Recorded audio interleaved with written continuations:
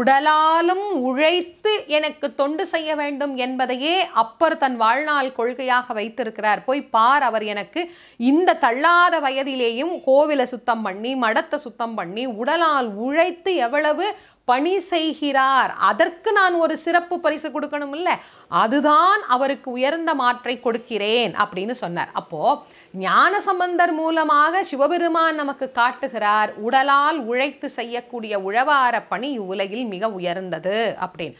அதனால தான் நம்ம என்னதான் பணத்தாலும் பொருளாலும் நம்ம கிட்ட இருக்கக்கூடிய மற்ற எல்லாவற்றாலும் இறை வழிபாட்டை செய்தோம்னாலும் இறை வழிபாட்டுக்கு உடல் உழைப்பு என்பது மிக அவசியமானது. கோயிலுக்கு போகிறோமா, நம்மால் முடிந்த ஒரு சின்ன உடல் உழைப்பு ஏதாவது இருந்ததுன்னா அதற்கு ஒரு கைங்கரியமாக நம்ம கோவிலில் செய்தோம்னா அது உழவார பணி.